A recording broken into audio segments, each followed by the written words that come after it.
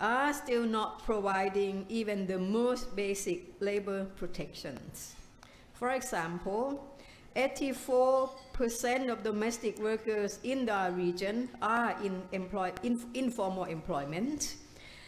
In the Asia and the Pacific, over 60% of domestic workers remain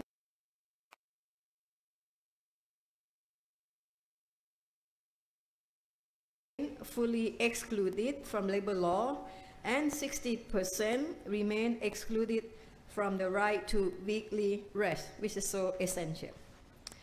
Nearly 3/4 of domestic workers in the region have no limits on their normal working hours, and only 11% of them are entitled to minimum wage to the same extent as other workers. Only 11% have minimum wage, which is quite small. This lack of protection creates, in turn, an environment where migrant domestic workers are at increased risk of forced labor. Countries in the region have made numerous commitments to improve conditions in domestic work. Time and again, the lack of labor protection is raised as a key factor in instances of exploitation and human trafficking. We have the tools within the ILO to assist countries that want to make real changes for domestic workers. We have a dedicated Domestic Worker Convention number 189, labor standards for domestic work. We also have a range of fundamental conventions that can protect this group of workers against human rights abuses. And most recently, the ILO adopted the Violence and Harassment Convention 2019, which is Convention number 190, that bolsters protection for all workers against these practices in the workplace, including for domestic workers. The ILO stands ready to assist all governments, workers, employers, and other stakeholders who seek to improve conditions in domestic work. So hopefully this study can refocus and reinvigorate our efforts so that this generation of domestic workers is the last to experience poor working conditions and social stigma. In conclusion, friends, social justice needs to be the keystone of all that we do. Allow me here to briefly mention the Global Coalition for Social Justice, which the ILO Director General is forging this week in discussion with world leaders, head of governments and head of states at the International Labour Conference. This coalition would aim to balance environmental, economic, and social while advocating policy coherence and investment in social protection and decent work. Because, frankly, there is no social justice without decent work for those who are at the foundation of a caring society. And in the Asia Pacific, that means there can be no social justice without decent work for domestic workers. Thank you again for coming together, and thank you for your attention. Thank you very much.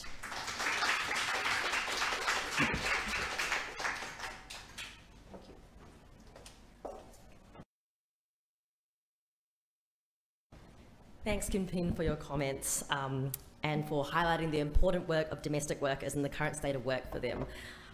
We're now going to hear a little bit more about the nitty-gritty parts of this report. It's in front of you if you haven't already noticed. So I'm going to hand over to my colleague, Rebecca Napier-Moore. She's a technical officer with the ASEAN and Triangle program, and she's going to summarize the research findings for us in the report. Rebecca, stage is yours. Thank you, Joanna, and hi, everyone. I'm going to get some help from the FCCT here to flip the slides. So let's go to the next one. There has certainly been a massive effort in getting this report together, involving dozens of specialists, researchers, experts from the ILO, from Rapid Asia, a team who spearheaded the quantitative research, and Jenna Holliday, our main writer and qualitative researcher, from CSO and union allies of domestic workers, and most crucially, from domestic workers. Many thanks to the over 1,800 workers, employers, government, and CSOs interviewed. This is a well-informed study. So I want to start out giving you 3 takeaway points today, and then ask for a little in-house participation. So first, takeaway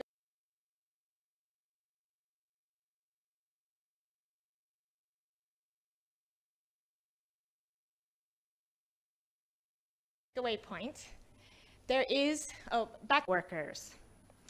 So I would like to ask everyone in this room if you could raise your hand if you were surprised by any of these. Did any of these surprise you? You didn't know or expect them, or you expected all of them maybe?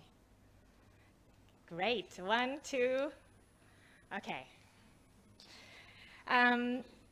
So let me give you some numbers and a little bit more information on each one.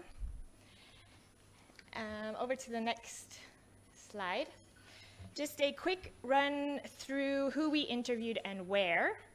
We did quantitative surveys with over 600 employers and 1,200 women migrant domestic workers. And the migrant domestic workers were interviewed in Malaysia. We interviewed Cambodians, Filipinas, and Indonesians. In Singapore, we interviewed Filipinas, Indonesians, and women from Myanmar. And in Thailand, we interviewed domestic workers from Laos and Myanmar. Then we also did qualitative, in-depth interviews, 38 of them, with a variety of actors. Okay, next slide. So again, the first key takeaway is that there is forced labor in domestic work. So next, we're going to look at what forced labor is and what it looks like in this sector. Next slide. Some of you might remember Venn diagrams from math class. This is a diagram where there's 2 categories, and where they overlap is the middle of the Venn diagram. And this is how we measure forced labor at the ILO. So forced labor is that intersecting point on these diagrams where an individual is in a situation at work that is both involuntary and also under a threat of menace of penalty. So involuntariness and a penalty or a threat. And when a person has both of those in their workplace, then that corresponds to the statistical definition of forced labor. So just to explain a little bit of what those categories are, the first on involuntariness includes situations where a person is working for no or very little wages, not being allowed to quit a job, not being paid overtime, very poor accommodation, having to work on-call hours without consent, having to stay in a job longer than agreed. So these are all circumstances that may give rise to involuntary work, is the technical terminology there. As you can see in the countries studied, the circles, the larger circles that depict that represent that a vast majority of domestic workers could answer that one of these things was true in their situation, an indication of involuntariness. 79% in Malaysia, 90% in Singapore, and 76% in Thailand. The second set of questions, which the smaller circles represent, is related to penalties or threats. These include threats of violence or actual violence, restrictions on movement, in other words, people being locked in a house, for instance, withholding wages, withholding identity documents or phones, constant surveillance, so a CCTV camera, for instance, and threats of dismissal or deportation. So the percentages of these were for Malaysia 41%, Singapore 7%, and Thailand 5%. Where a person answered both is the overlap and estimates our forced labor figure. So in Malaysia, the forced labor figure is 29%, in Singapore 7%, and Thailand 4%. Next, please. We also disaggregated this data by countries of origin, where people came from before starting to work in Malaysia, Singapore, or Thailand. And this chart breaks down the forced labor by country of origin. If you look at the red color for Malaysia, you'll see that not only is every nationality of migrant domestic worker indicated at above 25% in forced labor, but also that those from Cambodia have horrible odds. Over half reported conditions indicating forced labor, in part because of a history with migration bans into domestic work in Malaysia. Next slide, please. We also looked at risk factors for forced labor. And to understand this slide, we can see that in Malaysia, for instance, domestic workers were 2.2 times more likely to be in a situation of forced labor if they had an irregular work status. In Thailand, a major risk factor was if people had higher than average migration costs. So people were 3.4 times more likely to be in forced labor if they had high migration costs. In Singapore, people were 47.7 times more likely to be in forced labor if they had salary deductions. And I want to focus here on this last point, as the forced labor number from Malaysia and Cambodia took our attention on the last two slides. So moving here to this issue of salary deductions and that being a high risk factor, we also asked both employers and workers about salary deductions. And the employers in Singapore said that 95% of them paid recruitment fees and costs. This is great, and per international law, that employers should be paying recruitment fees and costs. However, of that 95% that said they did that, 90% said they told us that they pass costs on to the worker through deductions. When we asked them what some of these costs were, 40% said documentation costs, 35% said recruitment fees, 25% travel, 24% medical exam, 17% training, and 9% payment to authorities. So I also want to emphasize that Singaporean employers are prohibited by the Ministry of Manpower to ask the worker to pay for the security bond. And further, the Employment of Foreign Manpower Act says that the salary deductions are not allowed for the work pass, security bond, medical insurance and exams, training, or repatriation travel. Okay, next slide. So moving to takeaway number 2, we covered the first one on forced labor. Second one is that working conditions need improvement. So what working conditions are we talking about? There's a lot in the report, and I just want to focus now on two things, hours and pay. So first, next slide is on hours. If we look just at one way of measuring hours, taking the hours that people work per week, we asked if people are working over 48 hours per week. And the chart on the left suggests that the majority in all countries are. And just to mention and give you a kind of baseline, the labor laws in each of these countries set a maximum number of hours, but domestic workers are exempted.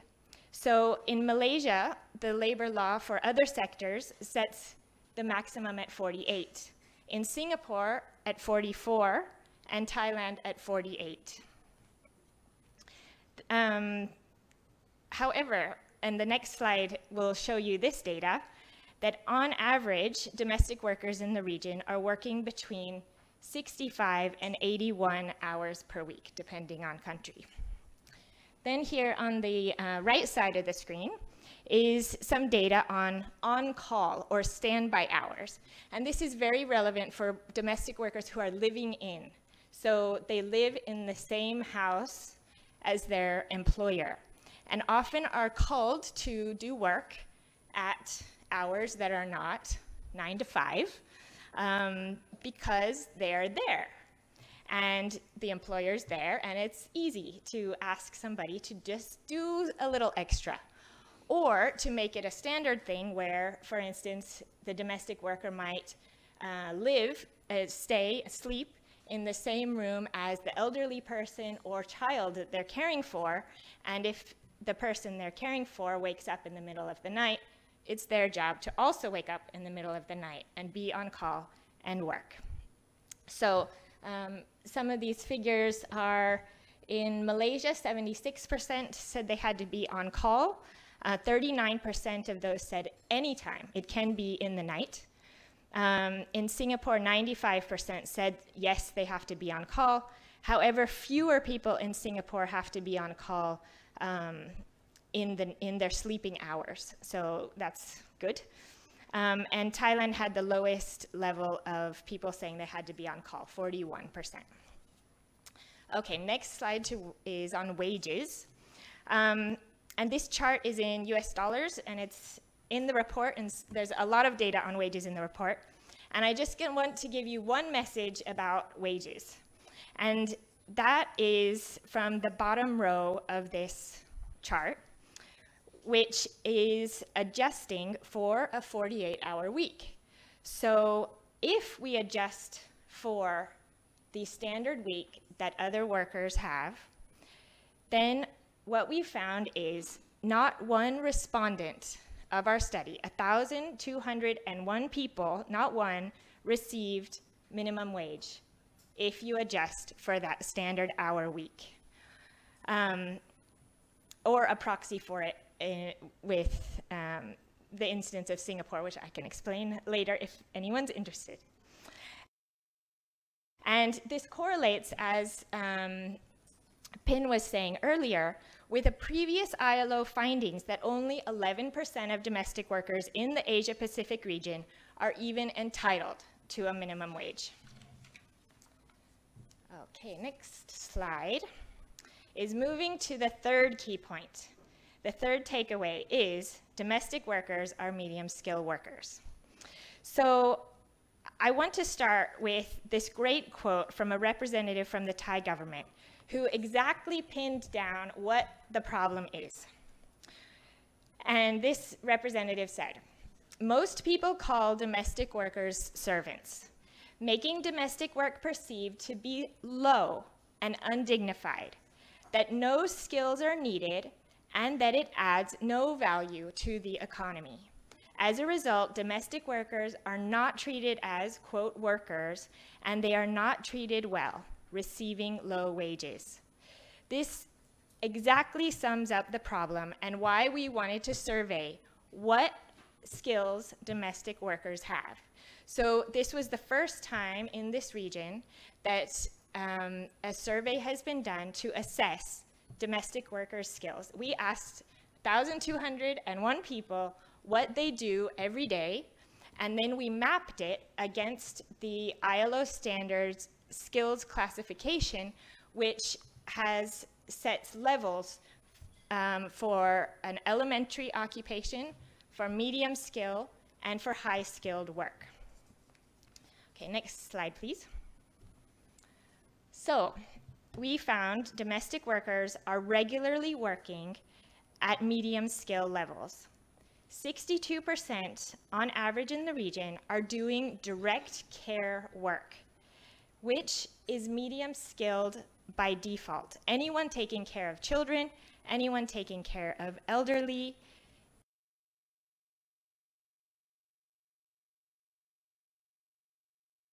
is doing medium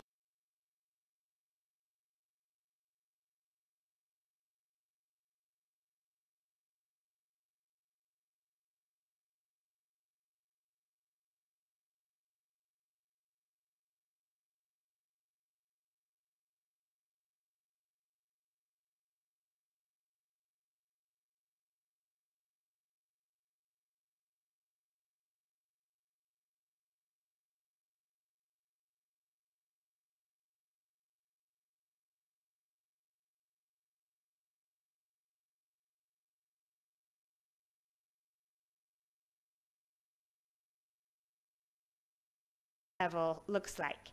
It's simple and routine physical tasks, typically with assistance and not requiring basic literacy or numeracy. This is a kitchen helper or a garden laborer, not someone working independently, nor someone working a lot of, not someone requiring a lot of interpersonal skills, which domestic work absolutely does. Medium skill work typically involves operating electrical equipment, literacy and numeracy, and good interpersonal skills. For this sector, it means, for instance, managing children's behavior, planning and purchasing supplies, maintaining hygiene of an elderly person that you care for,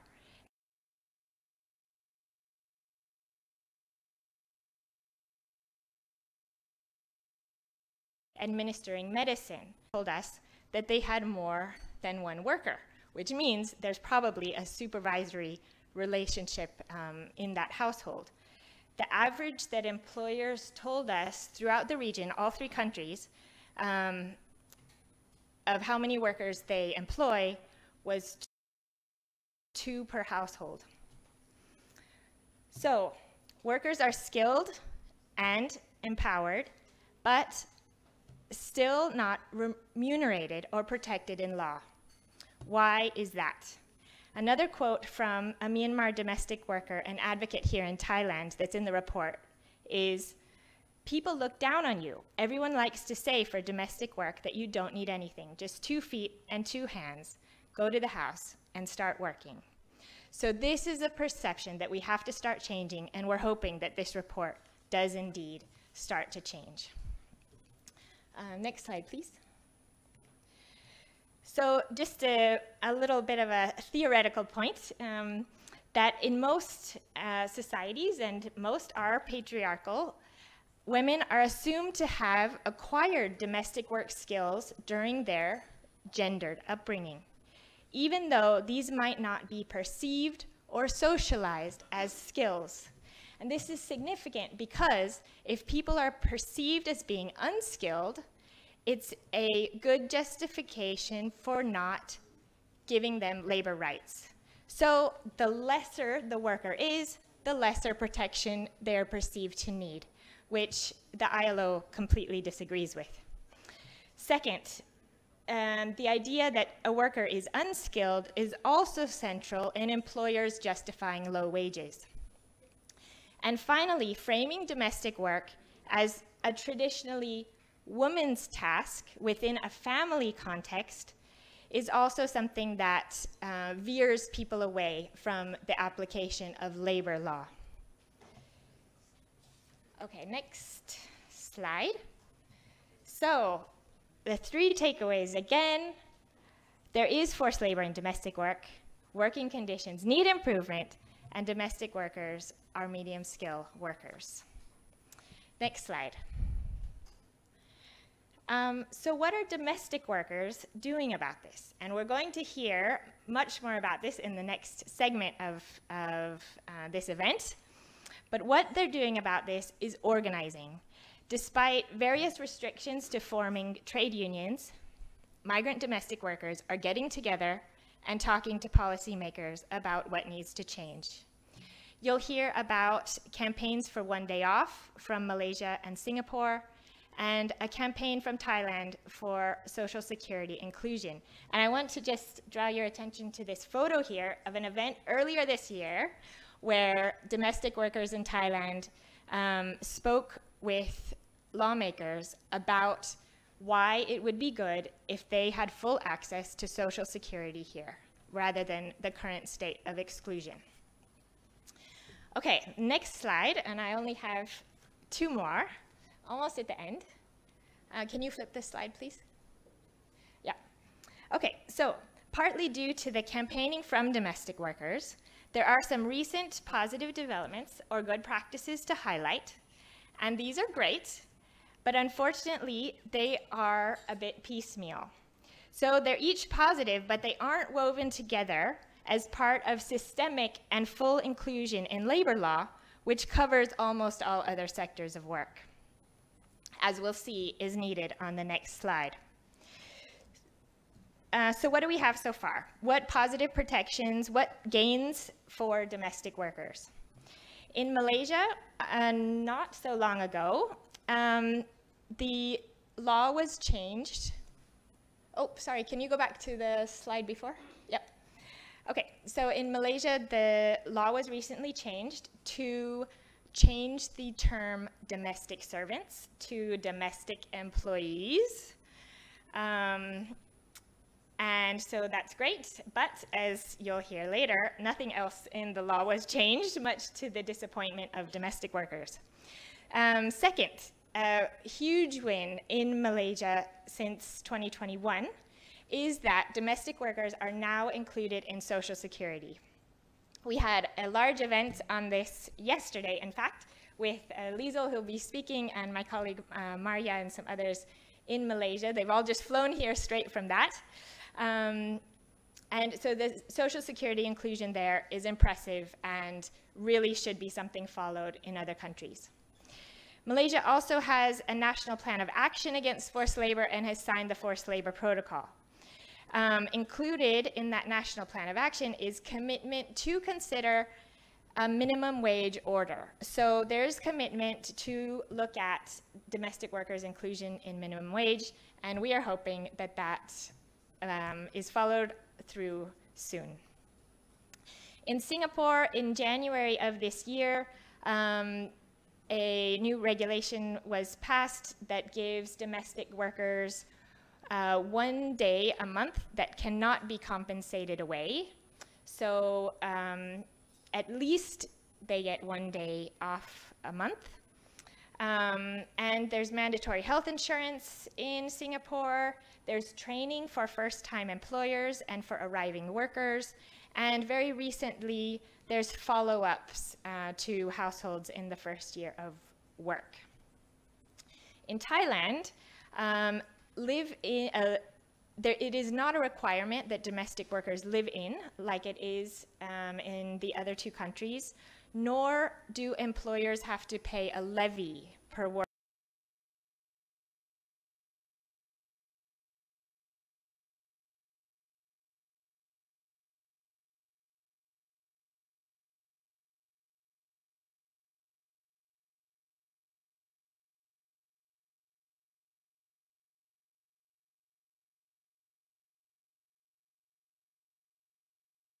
Worker they employ. And both of these labor protections, which would be last slide on recommendations, please. So the report gives a lot of recommendations, but there are 4 that are overarching and really would make a catalyzing effect on this sector. First is ratification of ILO's Domestic Work Convention number 189. And ensuring domestic workers enjoy rights at least equal to those of other workers in law and in practice. Second is to ratify and implement the Forced Labor Convention, number 29, and its protocol, and ensure urgent action for the effective and sustained suppression of forced labor in domestic work. Third is to formalize skills recognition opportunities for domestic workers, which consider years of experience and transversal skills, which are skills that can apply to lots of sectors like language and communication. Fourth is ensuring regular migration pathways for domestic workers that appropriately recognize the skilled nature of the work in terms of employment conditions and do not tie workers to employers. I'm going to stop there. I hope the 3 points stick and we can have lots of question and answer later. But now let's move to the next segment. So I'll hand back over to Joanna.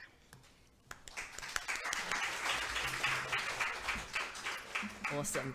Thanks so much, Rebecca, for walking us through the report and the forced labour estimates and the narratives behind that. I think we can all agree that in the report there are some pretty harrowing statistics, so it'll be super exciting later on to hear from domestic workers and hear from how they've been organising and campaigning for change. But before that, we're going to just hear briefly from the key researchers behind this report. The first of these is Jenna Holliday, the author. She unfortunately cannot be with us in person today, but she's joining us online, and we'll be hearing a video message from her shortly. And the other key researcher we must mention is Daniel and his team from Rapid Asia. Daniel, if you're in the room, can you give us a wave? Give us a wave. That's Daniel right there. So if you have any questions later on about data processes and methodology, you can approach him later on to ask. I'm sure he's more than thrilled to answer your questions. But first of all, we'll hear from the video from Jenna. That's all right.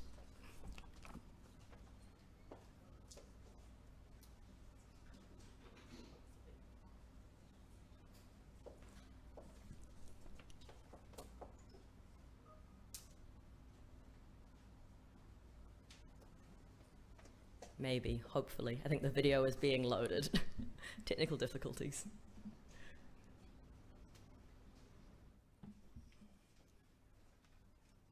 Hi, my name is Jenna Holliday and I'm a migration specialist based in the UK. I want to start by apologising that I can't be with you today to see this report launched in person. This work is incredibly important and it was a privilege to be involved in it. Using different research methodologies, this study is able to paint a compelling picture of skills involved in domestic work and the exploitative labour conditions that many migrant domestic workers continue to experience. In addition to analysing the data and drafting the report, I was lucky to be able to undertake the qualitative piece myself, speaking with representatives of government, civil society, employers and the migrant domestic workers. Where quantitative data can show us trends and patterns, how many, how much, and how often, qualitative research can help us to understand why and how something is occurring, providing the detail that can really make a piece of research come to life. As we found with this study, it can also influence the direction of the research itself. In Singapore, the data told us that domestic workers were employed by agents, but the qualitative data was able to explain that this was a misconception based on the close relationship that agents continue to have with workers and employers after the worker has been placed. Conversations with domestic workers in Thailand illustrated the multiple ways that women were navigating the immigration and employment systems in a way that demonstrated autonomy and agency and ultimately resulted in better working conditions. This was able to help us explain the quantitative data that was telling us that forced labour in Thailand did not correlate with irregularity. Equally, conversations with employers illustrated the different perceptions that employers and domestic workers reported on workload. A particular example being the employer who told me that her domestic worker took her dog out for a walk after finishing work. In this case, the employer did not see the dog walk as part of the domestic worker's workload. There were also emotional stories, some that did not make it into the report at length, but are worthy of reporting. Stories of women who had devoted their entire lives to domestic work, providing skilled care to multiple households, often multiple children, all the while sending money back to support their own families back home. These were often stories of loss, not being able to return home to bury parents, or to greet new grandchildren, or even to attend the graduations that they so often funded. There were stories of young women using the opportunities that migrant domestic work provides to leave conflict and as a gateway to better work in new countries, willing to accept that this meant sharing a bedroom with the 3-year-old child that they were employed to care for. And this is the real benefit of the qualitative piece, because it brings the humanity to the numbers.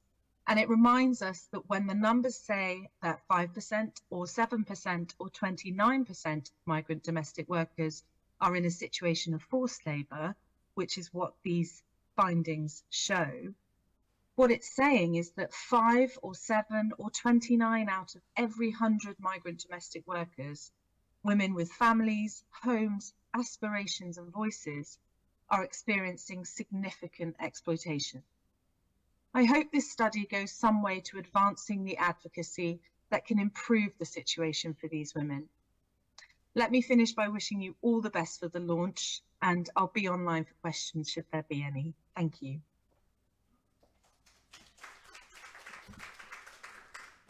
Round of applause for Jenna. Yeah, she's online, as she said, so she'll be able to answer your questions from online. And I just want to thank you for emphasizing the human nature of these stories. As she said, no matter whether it's 5% or 29%, these are real human stories and the center of the work that ILO does.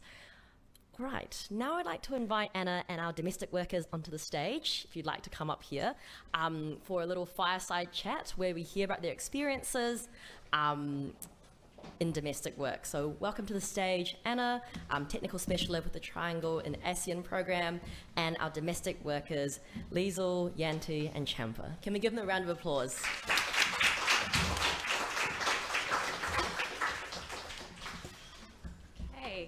Thank you very much, Joe, Rebecca, and Kun Pin for your earlier presentations, but I'm very sorry to be giving the most interesting, the most lively, and the most wonderful portion of today's event. I am absolutely honoured to be moderating this discussion with for allowing you to take the time out of your schedule, and we're so grateful that you're able to be here to lead this conversation.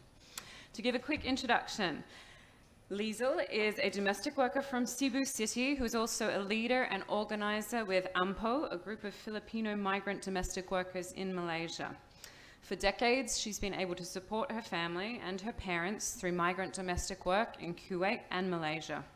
She's also a keen baker and she has basic veterinarian skills, so if you do need an animal immunized, this is the woman to go to this afternoon. Yanti in the middle there has been working in Singapore as a domestic worker for over 12 years. She's originally from Central Java and she volunteers with the Home organization, which is dedicated to supporting the rights of migrant workers in Singapore. Alongside this work, she's also a community organizer who has been arranging volleyball tournaments for migrant workers in Singapore, but I am reliably told she is better at the organizing than at the volleyball. And Champa is an ILO star, but has also worked as a migrant domestic worker in Thailand for 30 years. She represents a network of domestic workers from Myanmar and advocates for their rights within Thailand, including, as Rebecca mentioned, for their inclusion within the social security schemes. She's also the cover girl on today's report, so you may recognize her face from there. So, ladies, you've heard the summary of the research that we did, and for me, one of the key findings was that domestic workers, as they gain experience and they gain understanding of the environment and the country in which you work, they're able to negotiate better and better working conditions. It seems to be a pattern that the first job that domestic workers, and particularly migrant domestic workers, get is often the worst. Can you tell us a little bit about how you have experienced the length of time in domestic work and how you've negotiated or found yourself in better positions as time has gone on? Maybe we can start with you. Okay, thank you, Anna, and good afternoon, everyone. There's a lot of story to tell, but I mean, for now, my employer is okay. She's good that she allowed me to be here. But before, I also experienced, like I was locked up during Sundays when the employer is outside of the country. They travel. They left me inside because they don't give me the access card. So how can I go down? Or I can go down, but how can I go up to the condominium that they live? So it's not easy for 18 years to be a domestic worker. It's not easy. The challenges that I'm facing, but that's the reality, or that bring me where I am now. Why I am organizing migrant domestic workers, for them not to experience what I experienced before. When I was in Kuwait, although my employers, okay, I was working with them for 6 years, but during that time, when my father died, I was not able to go back. So that's the very sad thing in my life that I have to face. Even after the 13 years, the pain is still here because, you know, it's your parents. I also lost my brother 2 years ago when my father died, but the pain is not the same. When you lost your parents, it's really, really sad. So that's the challenge, and that's why I am organizing migrant domestic workers to not, you know, experience what I'm experiencing. Thank you very much, Cecil. I'm sure I'm not the only one who's moved by that story as well. So thank you. Yanti, did you want to talk a little bit? Hello everyone, thank you for the chance. I'm Yanti, I'm from Indonesia. Now I'm working in Singapore is better, more the better. But the first time I also have a bad story. I work in Singapore, the first time is 2011. The time I leave my baby, then I still not lucky to get the employer because I have abuse for 2 years, 4 months. My employer always slap my face because always jealous taking care of the small children. The time when I came to Singapore, I leave my baby. I have 1 baby, 8 months the time. So I never contact my family because never give me chance to call my family, and I also don't have any off day because in the contract already signed like that. So I just follow the rules. So what happening when after 18 months, I just wondering if my baby is passed away already for 18 months. This is very painful for me because I don't know. Sometimes I cannot believe my baby is passed away already. Until 18 months, I just know about that. Then I still continue with my employer because the time I really need to earn money for my family. But of course, my spirit is no more already because my baby is gone already. Then I still want to keep fight. Then I still continue, but my employer is become more to do abuse me. Then that's why I go to home, ask to help. Then until now, I be volunteer home help desk because of that. Thank you. Thank you very much, Yanti. Against the backdrop of a really awful, sad story, I think we see the importance of the solidarity and the organizations that can support domestic workers as well when they face troubles, which of course, as all other humans, they will do in their working life. Champa? Yeah. For me, it was, as you said, and the experience of 30 years is not, some of you might not be born here. See, you look very young, 22. So I've been working as a domestic worker for 30 years.